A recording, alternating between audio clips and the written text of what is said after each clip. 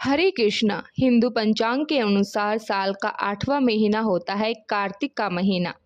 कार्तिक महीने की शुक्ल पक्ष की पूर्णिमा कार्तिक पूर्णिमा कहलाती है, जिसे देव दिवाली और गुरु पुरब के रूप में भी जाना जाता है। और इस दिन मणिकर्णिका का स्नान भी किया जाता है। सृष्टि के आरंभ से ही कार्तिक पूर्णिमा की तिथि बहुत ही खास रही है। पुराणों में इस दिन स्नान, दान, व्रत, ताप की दृष्टि से बहुत ही ज़्यादा शुभ माना जाता है। इस तिथि का महत्व श्री विष्णु भक्तों के लिए ही नहीं बल्कि शिव भक्तों तथा सिख धर्म के लिए भी बहुत ज़्यादा महत्वपूर्ण होता है। शिव भक्तों के लिए यह दिन इसलिए खास है क्योंकि भगवान श्री विष्णु का पहला अवतार इसी दिन हुआ था। प्रथम अवतार में भगवान श्री विष्णु मत्स्य यानी मछली के रूप में थे और भगवान विष्णु का यह अवतार वेदों के रक्षा प्रलय के अंत तक सप्त ऋषियों, अनाजों और राजसत व्रत की रक्षा के लिए लेना पड़ा था। इससे सृष्टि का निर्माण कार्य फिर से आसान हुआ।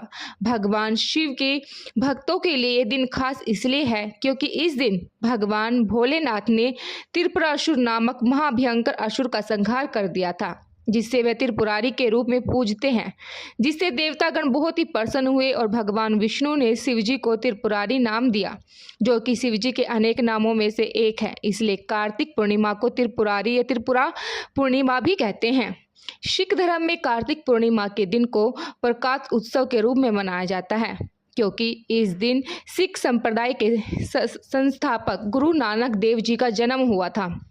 इस दिन सिख धर्म के लोग सुबह स्नान करके गुरुद्वारों में जाकर गुरुवाणी सुनते हैं और नानक जी के बताए हुए रास्ते पर चलने की शपथ लेते हैं, जिसे गुरु पुरब भी कहा जाता है।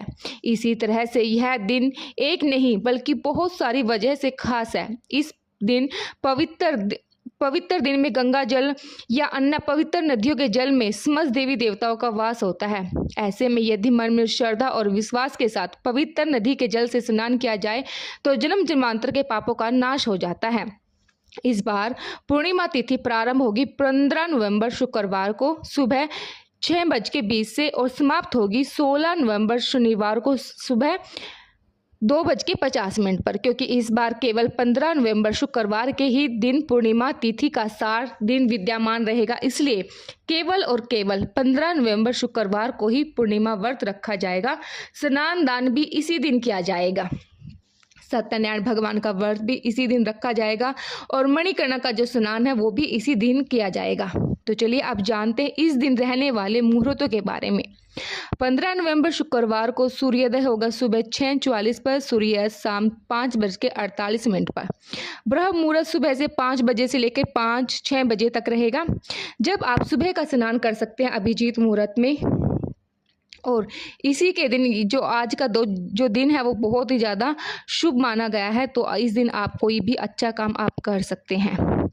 जिन्होंने भी कार्तिक मास में व्रतों का पालन किया है, नियमों का पालन किया है, उन्हें इस दिन का उद्यापन करना चाहिए। देव दिवाली यानी कार्तिक पूर्णिमा के दिन पूजा के शुभ मुहूर्त इस प्रकार रहेंगे, जिसमें से सुबह की जो पूजा का शुभ मुहूर्त है वो 5 बजे से 6 बजे रहेगा। शाम की जो पूजा है वो 5 बजे से 6:30 बजे तक रहेगी।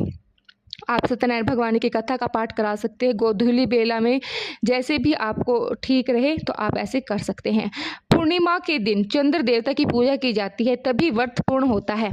इस दिन चंद्रोदय होगा शाम 5:08 पर। शाम के बाद समय के बाद तो आप चंद्र देवता को भी कभी भी अर्घ दे सकते हैं, अपना व्रत का पालन कर सकते हैं। जो लोग किसी कारण से देव उठाने एकादशी के दिन तुलसी विवाह नहीं कर पाए हो, उन्हें इस दिन तुलसी विवाह करना चाहिए यदि आपकी इच्छा हो तो। कार्तिक मास का उद्यापन भी आपको इसी दिन करना चाहिए। आपकी अपनी समर्था के अनुसार दान दक्षिणा किसी योग्य निर्धन व्यक्ति को देने के साथ ही समर्थ हो तो घर पर किसी वैष्णव या किसी ब्राह्मणों को आमंत्रित करके आप उन्हें शुद्ध सात्विक भोजन कराएं और यथासंभव दान दक्षिणा दे। कार्तिक मास के अंतिम 5 दिनों को पंचभीखु दान भी यानी उद्यापन को भी आप पूर्णिमा के दिन ही कर सकते हैं। कार्तिक मास के बाद भगवान श्री कृष्ण को अत्यंत प्रिय मास प्रारंभ हो जाएगा और इस महीने में भी भगवान श्री कृष्ण की लीलाओं की कथा श्रवण की जाती है। हमारे चैनल पर माघ मास महीने की भी कथाएं सुनाई जाएगी। इस तरह से आपने कार्तिक महीने में कथाएं सुनी है, उसी तरह से आने वाले महीने में भी आप कथा सुनेंगे।